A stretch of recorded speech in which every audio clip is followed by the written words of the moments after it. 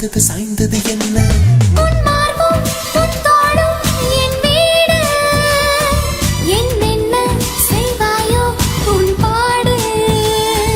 உன் கண்ணம் நான் உண்ணும் பூக்காடு